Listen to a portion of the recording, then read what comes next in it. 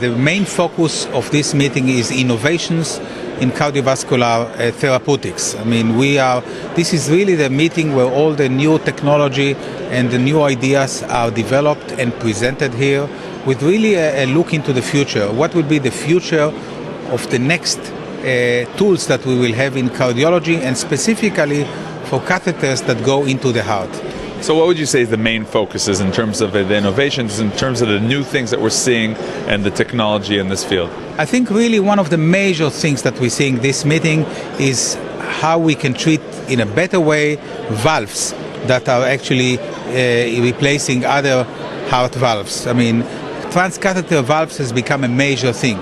The fact that we can replace and correct valves in the body without opening the chest, that's a revolution that is happening this year.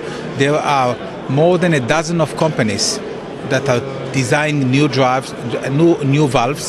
They are going to the other valves, not only to the aortic valve, also to the mitral valve. So there is a real revolution in how to treat problems in valves in the heart.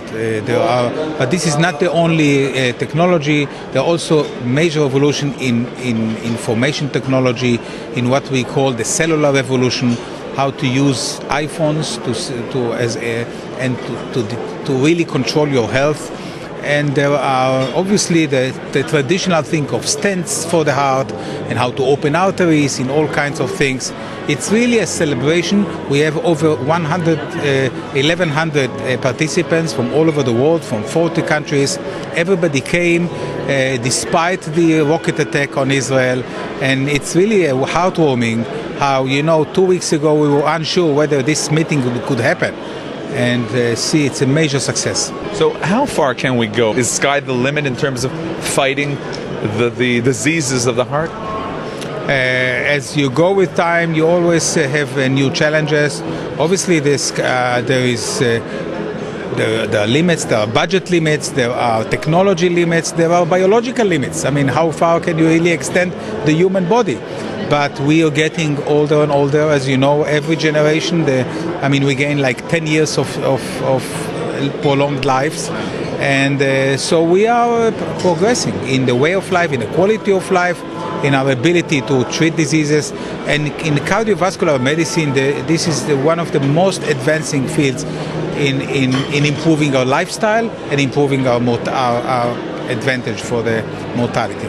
So we're talking here also about import, also about export. What really can you tell me about the export, the Israeli technologies? Israel is known as the startup nation, and also for the heart. We call it the heart up nation. When you go to meeting abroad, 50% of the companies are from Israel. It's amazing how many technologies are coming from Israel to the world. We many times hear about exits from large companies that are buying companies in Israel. Just a very few days ago, SyncRx, it's an imaging technology, was recently bought by a large American company. So Israel is a source of innovation, a source of ideas, which is any of our friends would tell us it's the best in the world. There's nothing more, I would say, robust and per capita than you see in Israel. And while all the startups are really amazing, here we're talking about startups that are saving lives. Of course, these are startups for saving lives. Even one of the major things that happened recently is what we call TAVI. It's trans-arterial valve implantation. You take a valve, which is a stent-like structure, and you implant it in the aortic position. This is a procedure that takes now 20 minutes.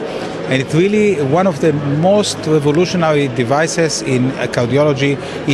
In a very short time, it was proven as saving lives. So it's really prolonging lives that you have no other alternatives.